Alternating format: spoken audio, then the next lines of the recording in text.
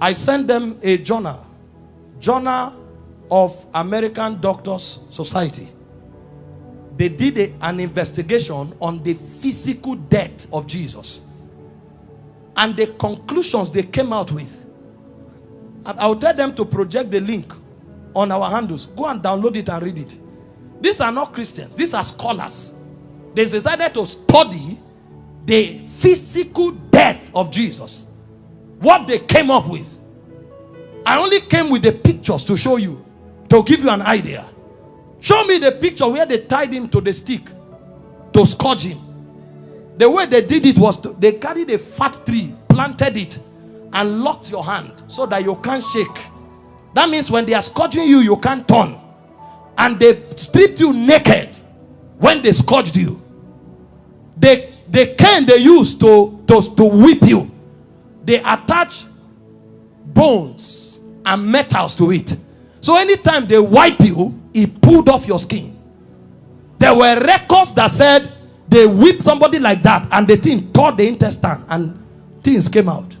Somebody else was scourged like that. The whole back was peeled off. They saw bones. That's how the thing enters. They whip you and tear your skin. So every time they wipe you, if they pull it, your skin comes out. So that when they finish beating you, because of the volume of fluid you will lose, you will die of taste. If you don't die of heart failure.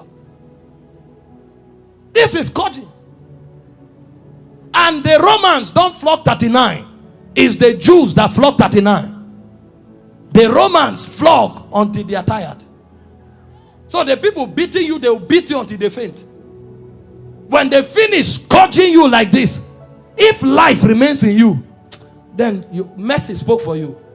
After they scourged him, they now took him trekking with the cross for close to 1 kilometer to Golgotha. He lost so much weight that short journey he fell 3 times. He couldn't walk. And nobody will give him anything to drink. Historian said when his face was wiped, blood stains crested the mark of his face on the handkerchief. Everywhere was bleeding. Can I show you the scripture that described this punishment? Isaiah 52 verse 14. Give me the Passion Translation. When they finished beating Jesus, that alone would have been enough.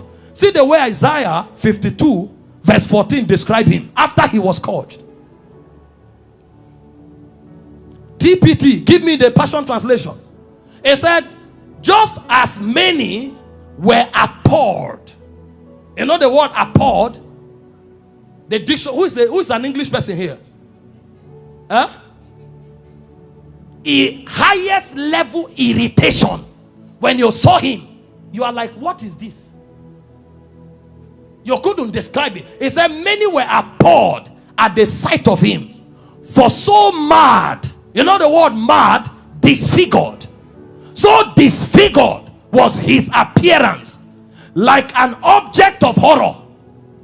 When he came out of the scourging, if you saw him, you thought he was an object of horror. And he said he no longer looked like a man. They literally disfigured him. And they didn't stop there. They now gave him the cross, carried it, and went to Golgotha. Then they began crucifixion.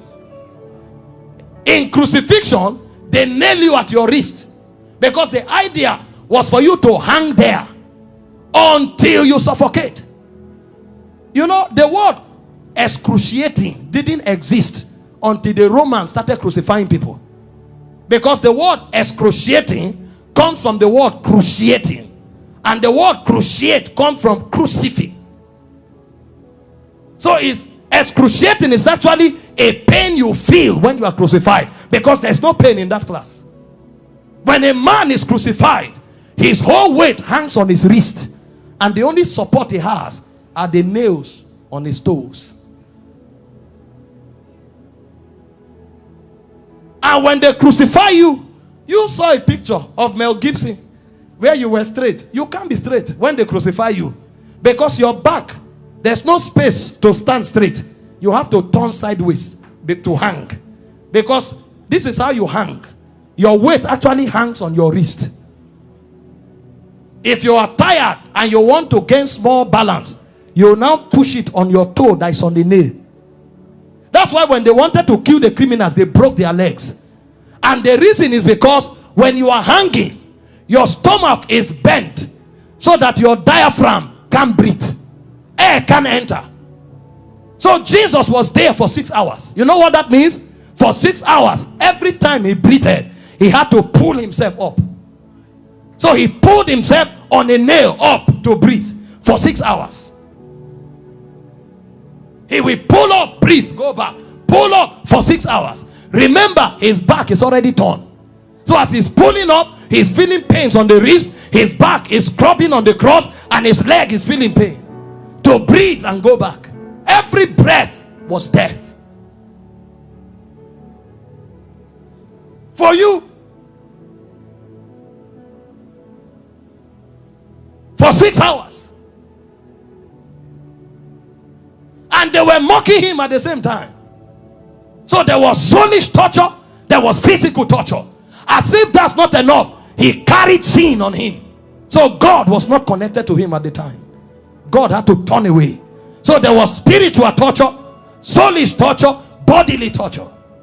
So much so that he cried, Eloi, Eloi, lama sabachthani, my God, why hast thou forsaken me? It's like a disconnection between your spirit and your soul. So the man was no longer alive. He died in the spirit before he died in the natural. The level of pain.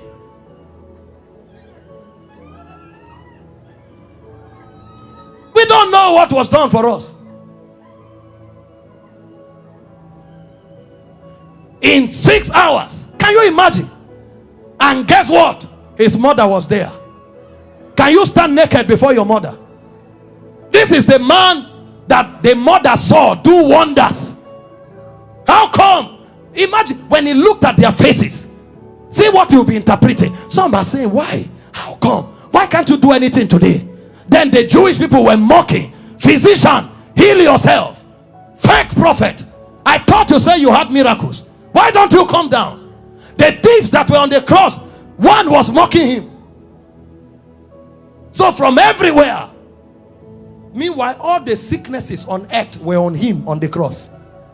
You have cancer, you say it's painful. He had cancer, diabetes, hepatitis, all that day at the zenith. Because he carried sickness, he carried sin, and he carried the reproach of God. You don't know the reproach of God until you go to hell. So for those 6 hours, he was in hellfire.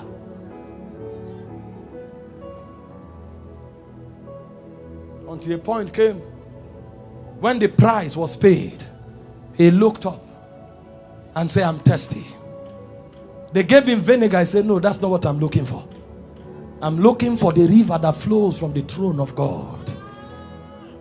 I'm looking for that which satisfies indeed. When they didn't have it to offer, he said, it is finished. And he said, Father, unto you I commit my spirit. I commit. Because they couldn't kill him. They couldn't kill. No, you don't kill him. This commandment I've received from my Father. I have the power to lay down my life and to take it up. So he felt all those pains, keeping his life inside him. He had the choice to give up the ghost early. But if he gave up the ghost before the scourging, the sacrifice won't be complete. That's where it is more painful. He had the power to say, no, now I depart. But he kept his life and suffered the pain.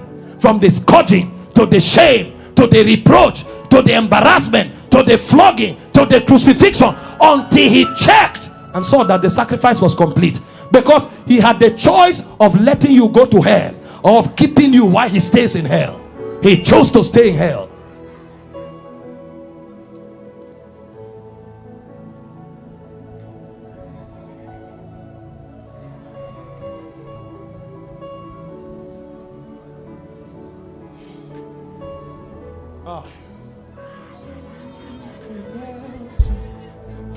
No throne without the cross.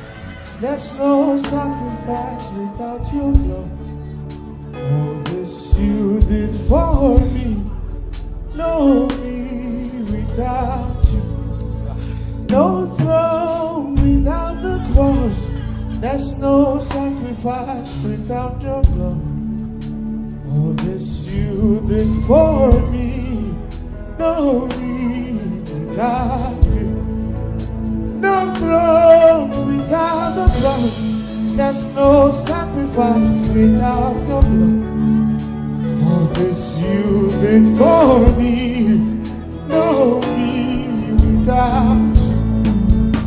No throne without your blood.